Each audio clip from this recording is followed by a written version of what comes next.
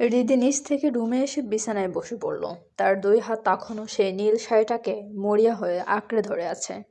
যে শুভ্র ছোটবেলা থেকে তাকে শুধু কড়া শাসন আর তপ্ত ধমক ছাড়া কিছুই দেয়নি, আজ সেই মানুষটাই একদম হুট করে তার আজন্ম লালিত এক চিলতে শখ পূরণ করে দিল। শাড়িটার রেশমি জমিন হৃদির আঙ্গুলের ছোঁয়ায় এক অদ্ভুত শীতলতা দিচ্ছে, কিন্তু হৃদির ভেতরটা আগ্নেয়গিরির লাভার মতো দাও দাও করে জ্বলছে। শাড়িটা পেয়ে হৃদির মনে এক বিন্দু আনন্দের হিল্লোল বয়ে গেল না, কারণ এই উপহার তো কোনো সাধারণ মানুষের কাছ থেকে আসেনি। এসেছে তার সেই শুভ্র ভাইয়ার কাছ থেকে, যাকে সে নিজের অস্তিত্বের প্রতিটি পরতে পরতে ভালোবেসেছে। অথচ সেই মানুষটাই এখনো অন্য কারোর হতে যাচ্ছে। তার বিয়ের সানায় বাজার প্রহর গুনছে পুরো বাড়ি। যদি এই মুহূর্তটা আজকের না হয়ে কয়েক মাস আগে হতো, তবে হয়তো হৃদি খুশিতে আত্মহারা হয়ে পুরো রুমে নাচিয়ে ফেলতো। কিন্তু আজ এই উপহার যেন তার ক্ষতবিক্ষত হৃদয়ের লবণে ছিটা দেওয়ার মতো মনে হচ্ছে। হৃদি শাড়িটা নিজের বুকের সাথে শক্ত করে জড়িয়ে ধরল। তার দু চোখ বেয়ে নোনা জলের ধারা নেমে এসে শাড়ির নীল জমিনটাকে ভিজিয়ে দিচ্ছে।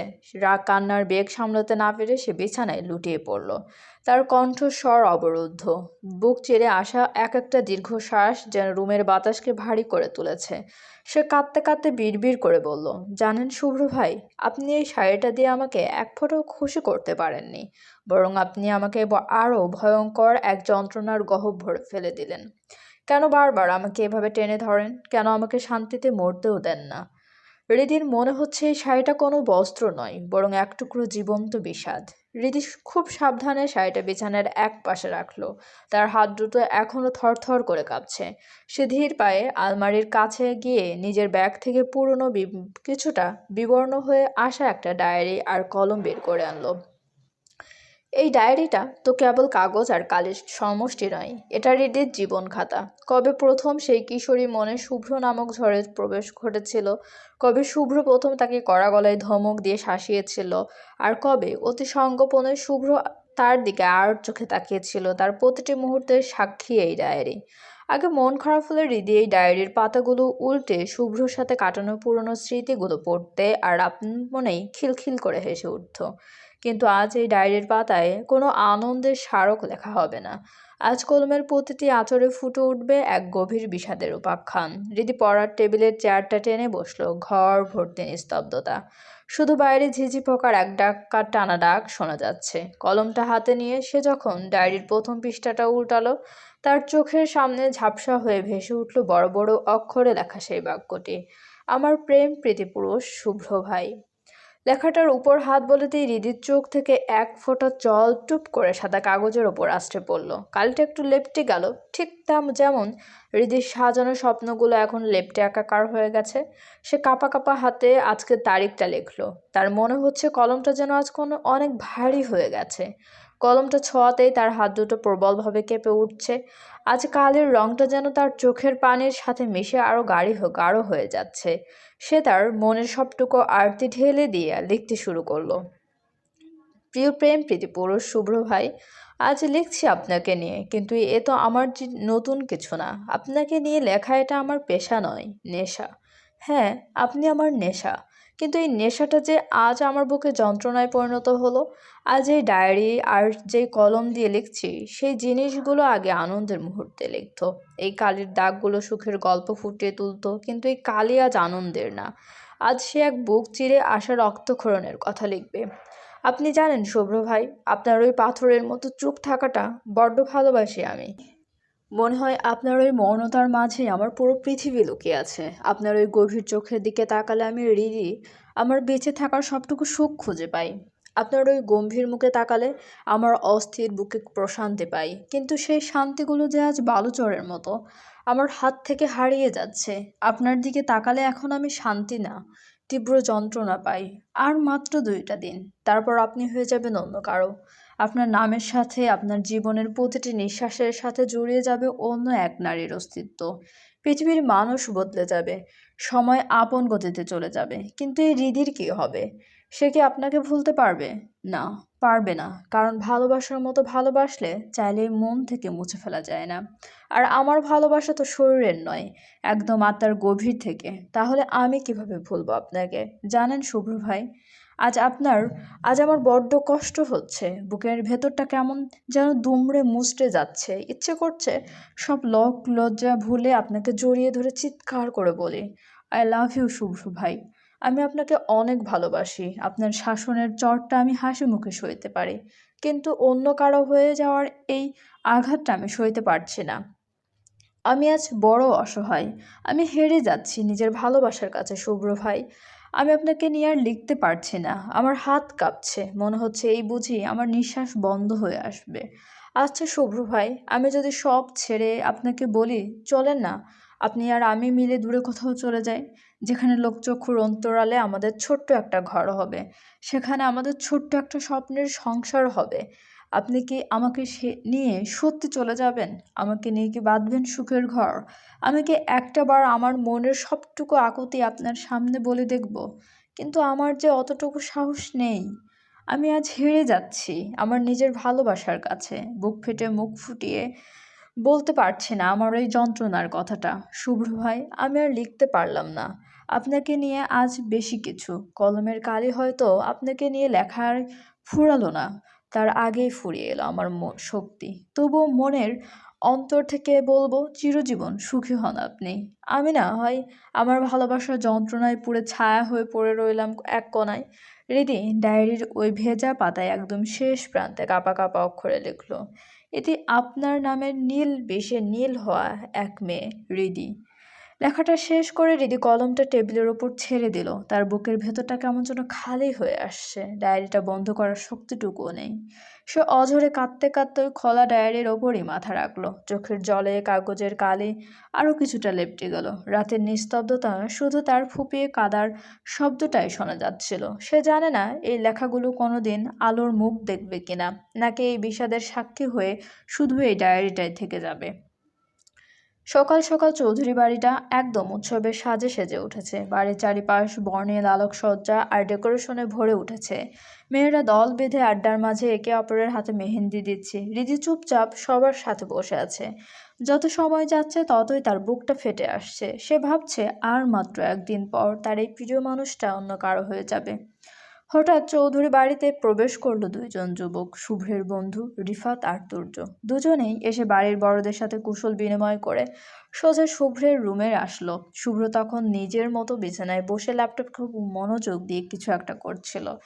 রিফাত সোজা শুভ্রের পাশে বসে তার কাঁধে একটা থাপ্পড় দিয়ে বলল, কে রে নতুন জামাই, এই সাত সকালে কিসের মিটিং করছিস? শুভ্র ল্যাপটপ থেকে চোখ না সরিয়ে গম্ভীর গলায় বলল, স্টপ টকিং রাবিশ, কখন এসেছিস সেটা বল। সূর্যের ঘরের সোফায় আরাম করে বসে বলল, এই তো মাত্র আসলাম। নিচে যা অবস্থা শুরু হয়েছে তা দেখে মনে হচ্ছে পুরো এলাকা মাথায় উঠবে, কিন্তু হবু বর রুমে বসে ল্যাপটপ টিপছে, এই দৃশ্য তো আগে কখনো দেখিনি। শুভ্র এবার ল্যাপটপ বন্ধ করে অত্যন্ত শান্ত গলায় তুর্যের উদ্দেশ্য বলল, কেন, বর কি ল্যাপটপ টিপতে পারে না? তুর্য কপালে ভাঁজ ফেলে বলল, পারে, কিন্তু বিয়ের আমেজ ছেড়েই এই সাত সকালে ল্যাপটপ নিয়ে বসে থাকাটা কোন ধরনের রসিকতা? শুভ্র বিছানা থেকে উঠে ধীর পায়ে ওয়াশরুমের দিকে যেতে যেতে নির্লিপ্ত গলায় বলল, I have no idea, by the way তোরা বস, I will be back in minute. Sahera কিন্তু নাস্তার ট্রে সাজিয়ে নিয়ে আসলেন সব মেয়েদের মাঝে, কিন্তু সবার হাতে মেহেন্দি দেখে সাহেরা চৌধুরী কিছুটা বিপাকে পড়ে বললেন, এ কি, তোরা তো সবাই মেহেদি দিয়ে ফেলেছিস, এখন এই নাস্তার ট্রেটা কার হাতে দিয়ে উপরে পাঠাই বলতো? শুভ্রা হাতের মেহেদি শুকাতে শুকাতে বলল, আম্মু রিদিকে দাও, ও এখনো মেহেদি পড়েনি। সাহেরা চৌধুরী রিদির হাতের দিকে তাকিয়ে দেখলেন সত্যি রিদি এখনো মেহেদি পড়েনি। তিনি কিছুটা অবাক হয়ে ভ্রু কুঁচকে বললেন, কিরে রিদি, তুই মেহেদি পড়িসনি কেন?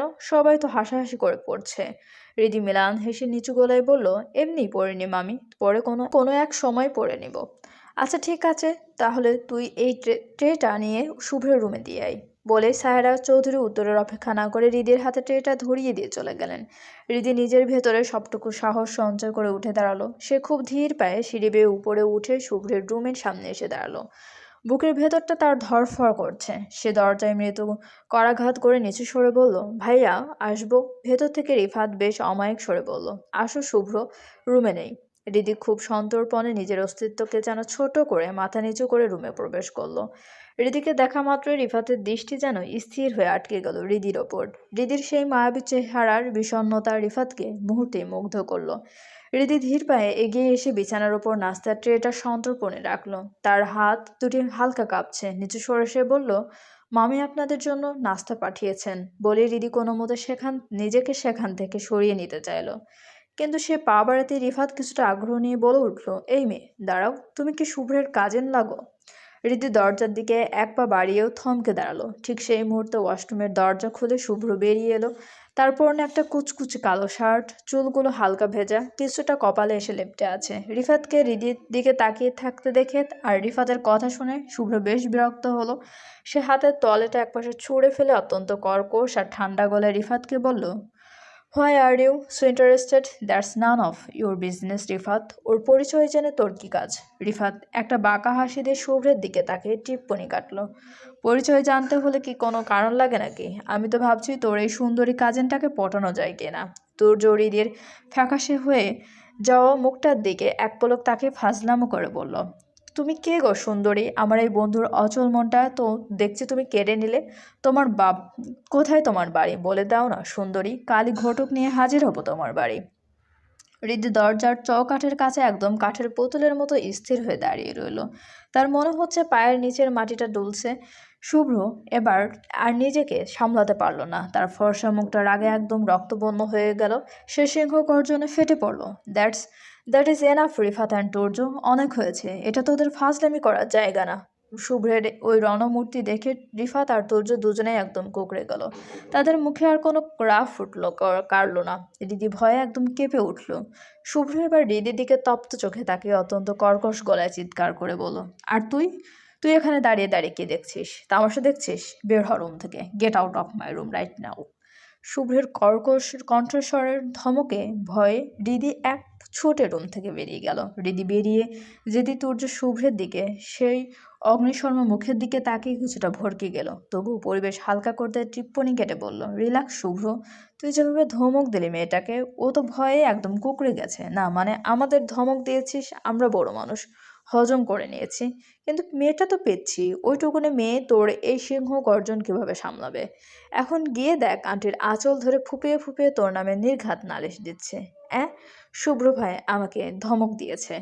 শুভ্র আয়নার সামনে দাঁড়িয়ে ধীর স্থিরভাবে হাতের ঘড়িটা কবজিতে পড়তে পড়তে শান্ত অথচ তীক্ষ্ণ গলায় বলল, তোদের মতো থার্ড ক্লাস না ও। দিদিকে আমি যতটুকু চিনি ও ভীষণ শান্তশিষ্ট একটা মেয়ে। আর ওকে কি আমি আজই প্রথম ধমক দিয়েছি নাকি? মেয়েটা যখন থেকে নাকে নোলক পড়া শুরু করেছে তখন থেকেই আমার ধমক খেয়ে বড় হচ্ছে।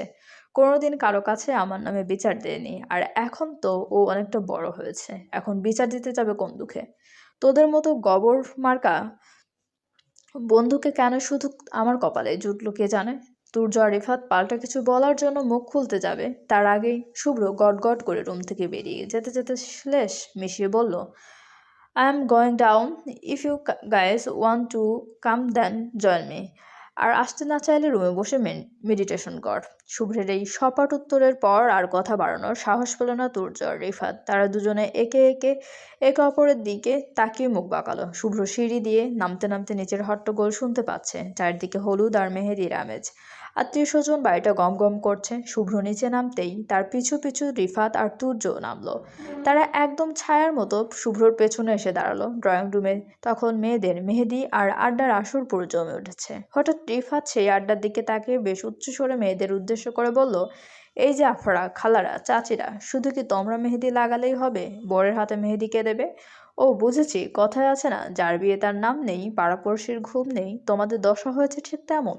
রিফাতের এমন কথা শুনে মিহি রেগে একদম বোম হয়ে গেল। সে মেহেদি দেওয়া হাতটা ঝাড়া দিয়ে ঝংকার দিয়ে বলে উঠল, ওই মিয়া, আপনি কোন চ্যাটাং মুরব্বি যে এসব ডিসগাস্টিং কথা বলছেন? আমাদের কোন দিক দিয়ে আপনার চাচি খালা মনে হলো? রিফাত মোটেও দমে যাওয়ার পাত্র নয়। সে দাঁত বের করে একগাল হেসে বলল, আরে মেয়ে, রাগ করো কেন? না মানে তোমাদের কাউকে তো চিনি না, কে বা কার কি হও তাও জানি না। রাস্তাঘাটে অপরিচিত কারোর সাথে দেখা হলে তো আমরা সম্মান দিয়ে আন্টি, চাচি বা খালা বলি। তোমরাও তো তাদের আমার কাছে অপরিচিত, তাই ওইটাই বললাম। দুজনের কথা কাটাকাটি শুনে শুভ্র মেজাজ হারিয়ে দুজনকেই ধমক দিয়ে বলল, স্টপ ইট, একদম চুপ। তোদের যেখানে সেখানে গিয়ে সিন ক্রিয়েট না করলে পেটের ভাত হজম হয় না বলে শুভ্র বিরক্তিতে মুখ ফিরিয়ে চলে যেতে চাইল, কিন্তু রিফাত তো নাছোড়বান্দা। সে এক ঝটকায় শুভ্রের হাত টেনে ধরে দাঁত বের করে হাসলো। কই যাস? তোর বিয়ে আর তুই হাতে রং লাগা ছোঁয়াবি না? তা তো হতে দেবো না। এই তুর্য ধর তো ওকে, আজকে ও মেহেদি না দিয়ে কই যায় আমিও দেখি। শুভ্র হাত ছাড়ানোর আপ্রাণ চেষ্টা করে কর্কশ গলায় বলল, তোদের দিতে ইচ্ছে করছে তোরা দে, but I want to touch this garbage, I have no interest.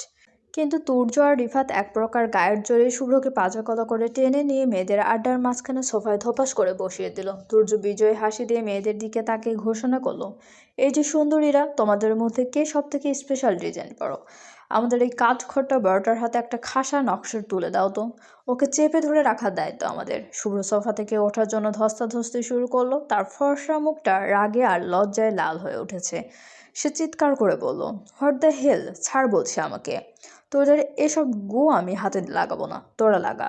Rifat শুভ্রের কবজিটা লোহার মতো শক্ত করে চেপে ধরে হেসে কুটি কুটি করে বলল, ব্যাস ব্যাস, এই গুই আজকে তোর হাতের তালুতে লেপে দেবো। একদম চুপচাপ বস দুলহা সাহেব। শুভ্র চরম বিরক্তি আর গাম্ভীর্য নিয়ে সোফার পাথরের মতো বসে রইল। কিন্তু আসল বিপত্তিটা ঘোর বাঁধল মেহেদি দিতে গিয়ে। বাড়ির সব মেয়ে ইতিমধ্যে হাতে রাঙিয়ে ফেলেছে, কারো হাতে এখনো পুরোপুরি শুকায়নি যে শুভ্রের হাতে নকশা করে দেবে। সবাই এই ইতস্তত ভাবনার মাঝেই শুভ্রার মনে পড়ে গেল রিদির কথা। রিদি এখনো মেহেদি ছোঁয়ায়নি, আর ও যে কত নিখুঁত মেহেদি দিতে পারে তা শুভ্রার খুব ভালো জানা। শুভ্রা এক ঝটকায় উঠে দাঁড়িয়ে রিফাত আর তুর্যের উদ্দেশ্যে চটপট গলায় বলল, আপনারা ভাইয়াকে ছাড়বেন না, একদম ধরে রাখেন, আমি রিদিকে ধরে নিয়ে আসছি।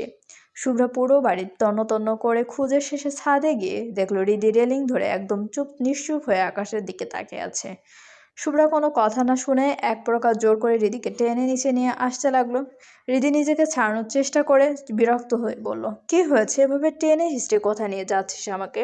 শুভ্রা কোনো জবাব না দিয়ে সিঁড়ি ভাঙতে ভাঙতে বলল, শুভ্র ভাইকে মেহেদি পরিয়ে দিতেন। আমাদের সবার হাতে মেহেদি, হাত খালি নেই যে ভাইয়াকে পরিয়ে দেবো। তুই দিসনি, তাই আগে ভাইয়াকে পরিয়ে দিয়ে তারপর তুইও পরে নিস। শুভ্র নামটা শোনা মাত্রই রিদির কলিজাটা যেন মোচড় দিয়ে উঠল। বুকের ভেতর সেই হার্টবিট আবার ড্রাম বাজানো শুরু করেছে। যে মানুষটার সামনে গেলেই সে ভয়ে কাঠ হয়ে যায়, আজ তার হাতের উপর হাত রেখে সে মেহেদি পরিয়ে দেবে। ভাবতেই রিদির হাত পা বরফের মতো ঠান্ডা হয়ে আসছে। সে শুভ্রাকে মানা করার জন্য কিছু একটা বলতে চাইল, কিন্তু শুভ্রা তখন পুরো অ্যাকশন মুডে। সে এক টানে রিদিকে ভিড়ের মাঝখানে দিয়ে নিয়ে গিয়ে সরাসরি শুভ্রের ঠিক সামনে তুলে বসিয়ে দিয়ে হুকুমের সুরে বলল, একদম চুপচাপ, কোনো কথা না বললে ভাইয়ার হাতে একটা সুন্দর ডিজাইন করে দে। রিদি ভয়ে কাঁপতে কাঁপতে মাথা নিচু করলো। সে অনুভব করলো শুভ্রের সেই তীক্ষ্ণ আর গভীর চাহনিটা সরাসরি তার ওপর নিবদ্ধ। শুভ্র সোফায় হেলান দিয়ে আয়েশ করে বসলেও তার চল তখনও শক্ত। রিদি কাঁপা কাঁপা হাতে মেহেদির কোণটা তুলে নিল। সে নিচু হয়ে খুব সাবধানে শুভ্রের সেই চওড়া আর শক্ত হাতের তালুটা নিজের বাম হাতের তালুর ওপর রাখল। শুভ্রের শরীরের সেই চেনা তীব্র পুরুষালী উত্তাপ মুহূর্তেই রিদির শরীরের ভেতর বিদ্যুতের মতো খেলে গেল। শুভ্র এবার রিদির একদম চোখের দিকে তাকিয়ে অত্যন্ত শান্ত অথচ এক অদ্ভুত ভারী গলায় বলল, you have to be very careful. আমার হাতে যেন কোনো হিজিবিজি দাগ না পড়ে, আদারওয়াইজ ইউ নো মি। চলবে? গল্পটি আপনাদের কেমন লাগছে অবশ্যই কমেন্ট করে জানাতে ভুলবেন না এবং চ্যানেলটি সাবস্ক্রাইব করে আমাদের সঙ্গে থাকুন। ধন্যবাদ।